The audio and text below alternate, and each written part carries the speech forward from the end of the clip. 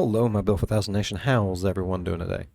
Hopefully, everyone's having a great day. If not, I hope it gets better from here. We are back with a new MrBallen video. That's right. This one is titled Real Images with Frightening Backstories. Warning, these gave me 3 weeks of nightmares. Oh, fuck. Never mind. Deuces, y'all. Thanks for watching. If you haven't already, please go down there, leave a like. Don't forget to subscribe and all that shit. I don't want 3 weeks of nightmares, y'all. Don't make me do this.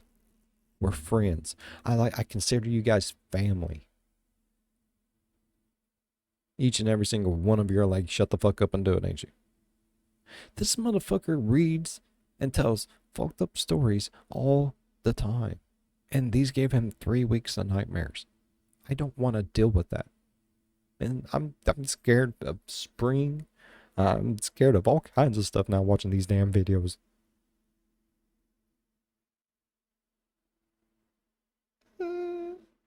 Alright.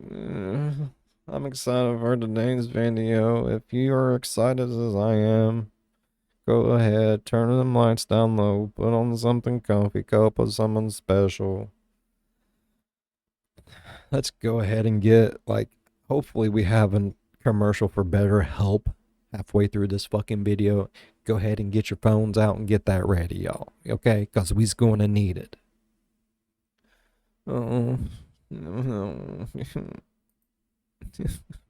Today, I'm going to tell you 3 stories, and at the end of each of them, I'm going to show you the haunting photo or photos that are famously associated with them. Oh, God. But before we get into those stories, if you're a fan of the strange, dark, and mysterious delivered in story format, then you've come to the right place because that's all we do, and we upload once a week. So if that's of interest to you, the next time you're at the Like Button's house, please secretly sneak into their fridge and replace all of their vanilla ice cream with mashed potatoes. Also, please subscribe to our channel and turn on all notifications so you don't miss any of our... Question, MrBallen, question. When we do this, and we're replacing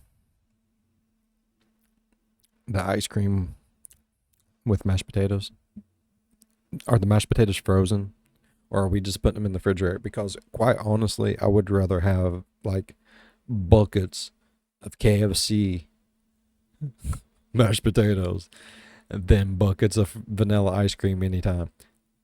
I'm a butter pecan ice cream type person. Also like pistachio and mint chocolate chip. But I'm also a diabetic, so I don't get to eat it a lot. So, yeah. Okay? our weekly uploads. Give me the damn taters. Okay, let's get into today's stories.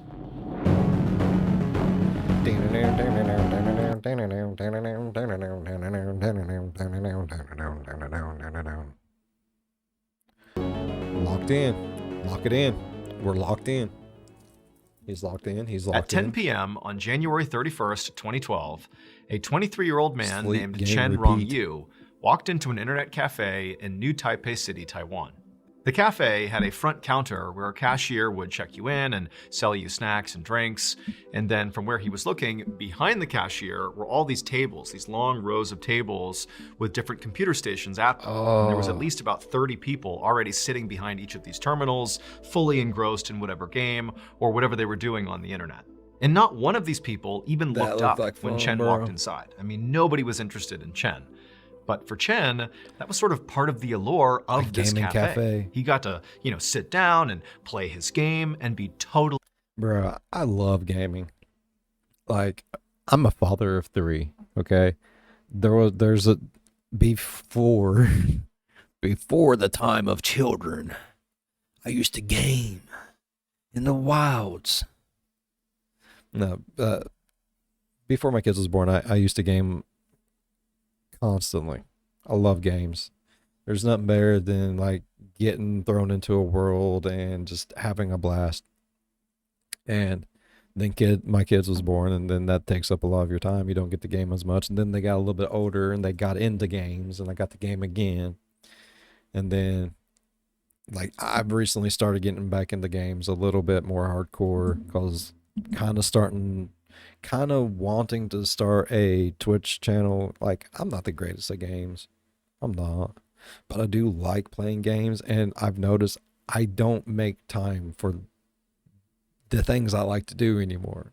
Yeah, oh, adults, old people that are not like teenagers. I'm sure each and every single one of you understand. It's like, man, I really like doing this, but why make time for that when I need to make time for this? I need to make time for this. I need to make time for this. I need to make time for this. This serves no purpose. It doesn't help anyone in the family. It doesn't do anything but make me happy and have fun for a little bit. Like, what's the point? But I figured, like, if I start like a Twitch channel, I would have more of an incentive to want to get back on, want to start playing video games and stuff again. So, I mean, I get the allure of all this. Like, I love video games. I just don't get to play them all that much. I have recently started playing more and more games with the old lady. Like, I got her on the Power World. It's an addiction now. She loves it. Doing pretty good in it too. Like, I'm getting her into some in-game shit now, so fuck yeah. But I get the allure games, and to go and be able to go into a cafe and everybody be playing games and not have to worry about, and I'm sure they got some amazing, I got the GeForce myself. Like, it's damn good shit, bro. Oh, I would love to go to a place like that, have a latte and a game. Left alone. And so Chen walked up to the counter and paid for some time. He also bought a soda, and then he walked around back. He found an empty computer, sat down, and immediately fired up his favorite game. Oh, but if I do end up starting a Twitch channel for gaming and stuff, if I will dual stream to both YouTube and Twitch. I know how that is. League of Legends. League of Legends is a multiplayer online battle arena game that's extremely popular all over the world. Yeah. And Chen took this game very seriously. He routinely would spend 8-hour-long marathon sessions at this internet cafe just playing League of Legends to try to level up and move up in the ranking system. Doing like some and Diablo so today, 4, that's bro. what Chen was going to do. I love me So some after Diablo. the game was booted up, he immediately locked in and he was in his first battle. And then before long, hours had gone. Been playing a lot of Blueprints here lately too, man. The game's, that's my addiction. The old lady's got Power World. I got Blueprints. Oh, it's an addiction. When I'm not playing it, there's like this tickle in my brain saying, hey, you need to go figure out more stuff. On by, and he hadn't even gotten up.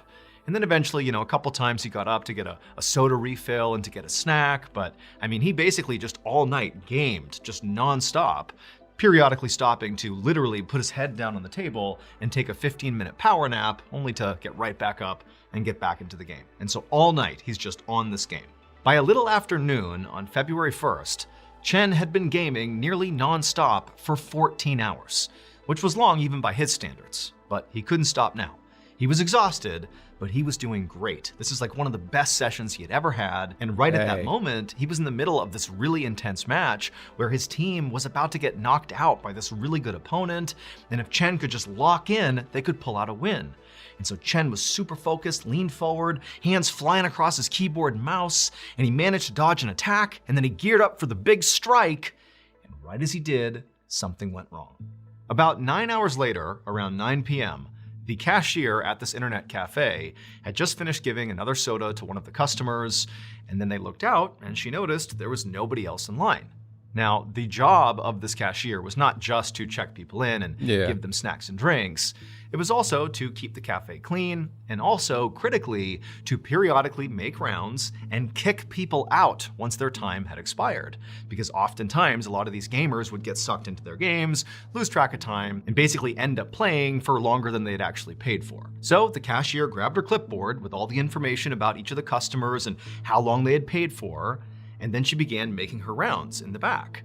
And part of it was she needed to speak basically to all the people that were there and kind of confirm that they were supposed to be here still. But as she walked into the back, per usual, Nobody looked up at her. I mean, all these people at all their terminals were heads down, fully focused on their game. I mean, completely immersed.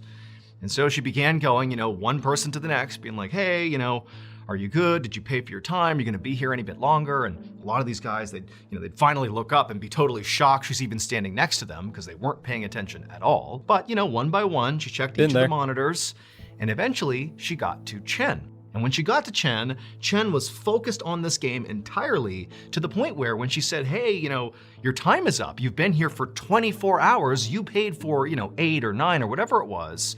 Chen didn't even look up at her. I mean, nothing she could do could get Chen to even acknowledge her. He was so focused on the game.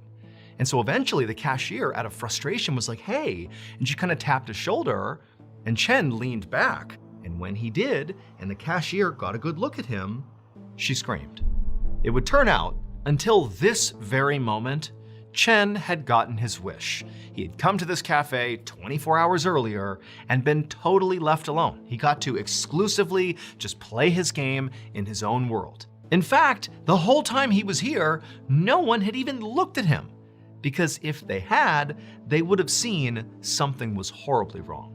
It was the cashier who walked over to him and tapped on his shoulder who noticed what was wrong. What? Here's what the cashier saw. This is a picture of Chen. And Chen is in full rigor mortis. Because 9 hours earlier, when he was in the middle of that really intense fight with that opponent who was about to beat Chen and his team, Chen, he got really excited and he was about to land that big strike that potentially could have been the blow that would have won the match. Well, he was so amped up that Chen had a heart attack and died. And for the 9 hours after he died, when he was still in the same position he was in playing the game, nobody noticed. He just sat there appearing to be fully alive, locked into the game like everybody else, but he was actually dead. And so it wasn't until the cashier tapped Chen on the shoulder and he rocked backwards, still in his gaming position, but because he's in rigor mortis, his hands kind of jutted out in front of him up into the air, that she realized he was actually dead. Chen's family would later say that he had pre-existing heart issues that very likely contributed to his fatal heart attack. That's fucking crazy, bro.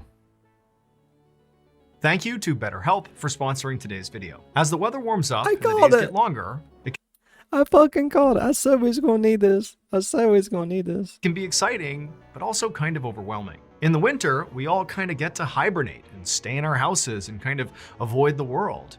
But now, with the days getting longer and sunnier and brighter and everybody's outside, there's like this societal push to get out there and be active and hit your fitness goals and be social and also clean your house. It's like, be the best version of yourself right now. And so, of course, every spring, right around this time, I start to feel really self-conscious because I see all my friends and family posting their amazing lives on social media, looking like they are absolutely becoming the best versions of themselves. And I feel like I'm not doing enough to compete with that. And so to me, it's really no wonder that statistically speaking, anxiety actually does spike in mid to late spring. Luckily, my sponsor, BetterHelp, is here to help.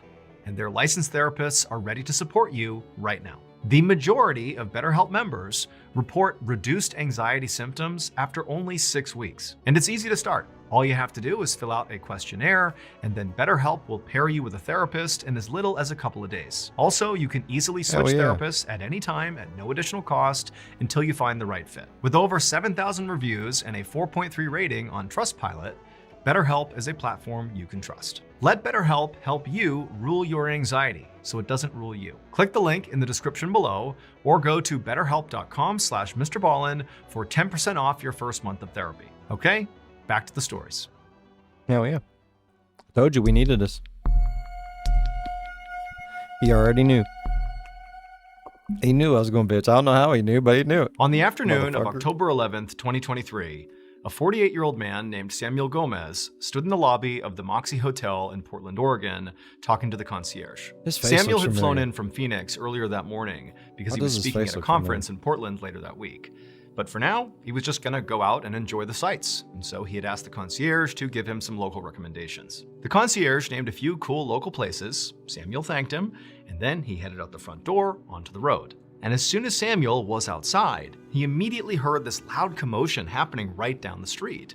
And he turned and looked in the direction, and he saw this kind of gaggle of people and cars sort of standing in what looked like a big circle around whatever was happening over there. Samuel couldn't tell what it was, but people were honking and people had their phones out filming sort of whatever was in the middle of the circle. And from the looks of it, it appeared there was at least one police officer in his car sort of beginning to marshal the scene and block traffic. But, there was just this chaotic scene happening, and Samuel really had no idea what it was.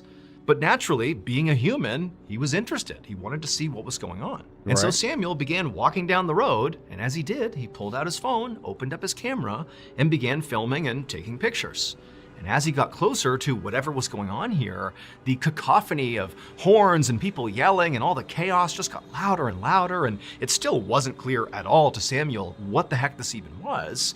And so he just continued to take photos and just kind of be an onlooker. And at some point, when Samuel got right up close and actually was standing right near that police officer blocking traffic, he happened to turn his phone and aim his camera at the police officer. And when he did, he took a photo. Here is the photo he took. As you can see, the police officer is aiming his gun directly at Samuel. And that's because this is not a police officer. Samuel just thought he was a police officer. When he looked down the road at this crazy scene, he saw this guy in a car who sort of appeared to be, maybe an undercover cop, sort of, in the right place at the right time, taking charge and handling whatever this was. When in reality, this man who's in this photo is a guy named Jeffrey Hammond, who had just been involved in a road rage incident, and he shot and killed a 47-year-old man named Ryan Martin. That was the scene that Samuel had walked out to. Jeffrey Hammond shooting and killing Ryan Martin. That's what everybody was reacting to. And so as Samuel walked down the road not knowing that, he inadvertently stood right in front of the shooter, who was still sort of crazed, aimed his camera at him right as Jeffrey Hammond swung his gun around and shot Samuel. So like literally seconds after this photo was taken, Samuel got shot. Luckily though, Samuel would survive the shooting. As for Jeffrey Hammond, he was arrested and charged with murder, and as far as we know, he is currently in jail awaiting trial. Damn, bruh. Looking down the barrel of a fucking gun? Fuck that. On April 5th, 2018, a young man named Luis Hernandez sat inside of a small stone shack with a metal roof on a rural property in northern Venezuela. Luis was a painter, and for the last year or so, this shack had doubled as both his home and his art studio. And it was basically always a mess. There was dirty dishes and food everywhere, and all his paint supplies were scattered all over the ground. But the walls were all adorned with all of his beautiful and most prized possessions, his artwork. He mainly painted really dramatic-looking portraits in very bold colors.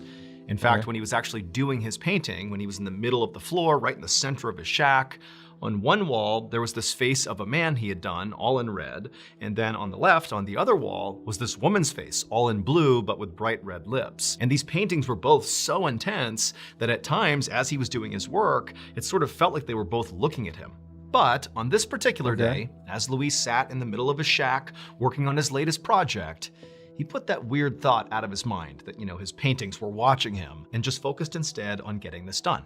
He had one more beautiful portrait he was working on, and he took his paintbrush and he dipped it in the black ink, and he put the finishing touches on it.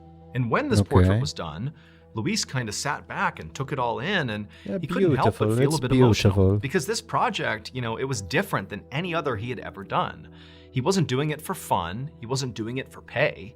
He was doing it as a way to cope with a big crisis in his life. What? So this shack where Luis worked and lived, and also the rural property that it sat on, belonged to Luis's boyfriend, Lisandro Rosales Garcia. Lisandro and Luis had met about a year earlier when Luis was really down on his luck and was actually homeless, living out on the streets. But Lisandro had seen Luis and offered to let him come live in this shack on his property, which was out in the middle of nowhere.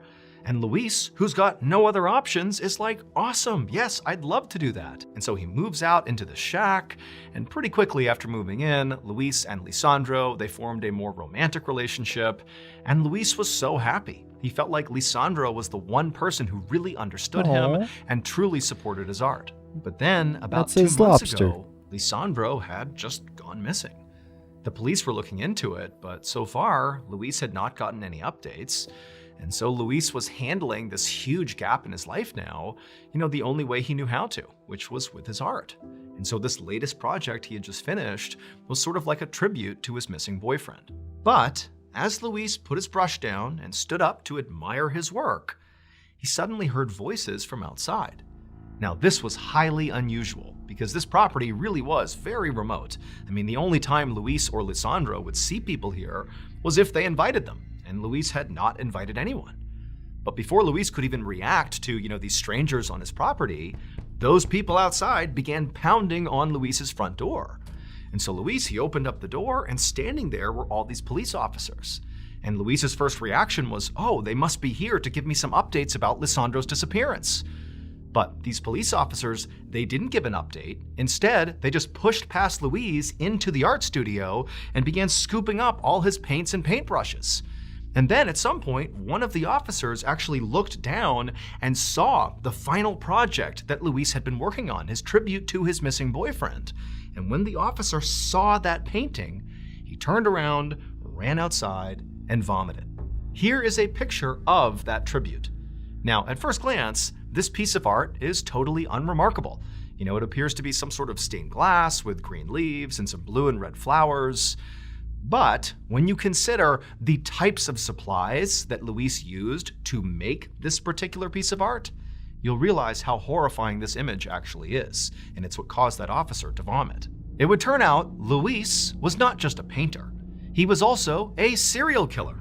And what he would do is after he killed his victims, he would use their blood, their ashes, and their other body parts to paint all of his paintings. Now, at first, Luis and Lisandro were actually a happy couple. Are you fucking However, serious? at some point in February of 2018, they got into some kind of fight, and Luis killed Lisandro and quickly began using his body parts to create this tribute to his boyfriend. If you look again at the tribute painting, all the red that is used is Lisandro's blood, and all the black that's used is Lisandro's ashes. All told, police would find the remains of at least 6 people on that property.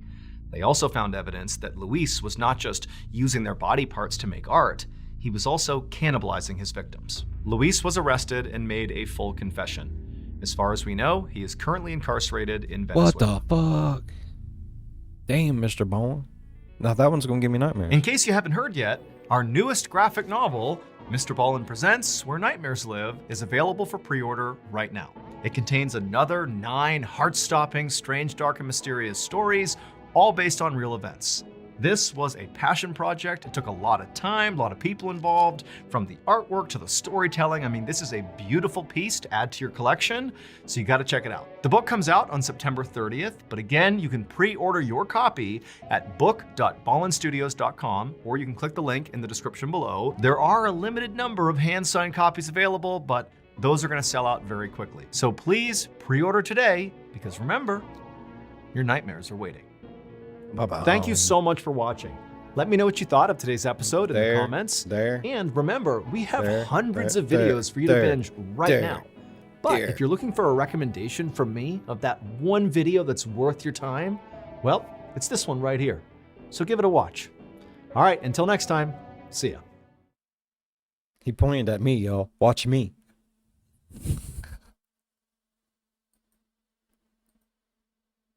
That's hilarious. He pointed at me. Watch me. Just me. Only me. Nothing else.